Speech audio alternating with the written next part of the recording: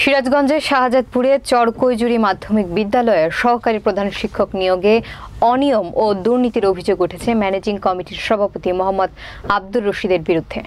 শাহজাদপুর প্রতিনিধি শফিকুল ইসলাম পলাশের প্রতিবেদনে।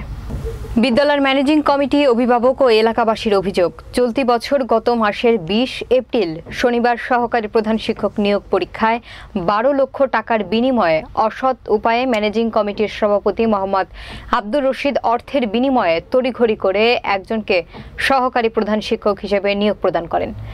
জানিয়ে এলাকায় সাধারণ মানুষের মাঝে ক্ষোভের সৃষ্টি হয়েছে। জেলা প্রশাসন ও মাধ্যমিক এবং উচ্চ মাধ্যমিক শিক্ষা অধিদপ্তরে দাখিলকৃত অভিযোগে জানা গেছে, পছন্দের প্রার্থীকে নিয়োগ দিতে চরকৈজুরি মাধ্যমিক বিদ্যালয়ের ম্যানেজিং কমিটির সভাপতি মোহাম্মদ আব্দুর রশিদ 12 লক্ষ টাকার বিনিময়ে পরিকল্পিত একজনকে সহকারী প্রধান শিক্ষক হিসেবে নিয়োগ প্রদান করেন। ম্যানেজিং কমিটির সদস্য অবসরপ্রাপ্ত সেনাবাহিনীর কর্মকর্তা মোহাম্মদ ফজলুল হক বলেন, এই নিয়োগের বিষয়ে ম্যানেজিং কমিটির সভাপতি মোহাম্মদ আব্দুর রশিদ আমাকে টাকা দিতে এসেছিলেন, কিন্তু আমি টাকা নেইনি। কমিটির সদস্যদের অনুমোদন না নিয়ে তিনি একাই নিয়োগ দিয়েছে। এ ব্যাপারে চরকৈজুরি মাধ্যমিক বিদ্যালয়ের ম্যানেজিং কমিটির সভাপতি মোহাম্মদ আব্দুর রশিদকে এই বিষয়ে বারবার ফোন দিলেও তিনি সাক্ষাৎকার দিতে টালবাহানা করেন।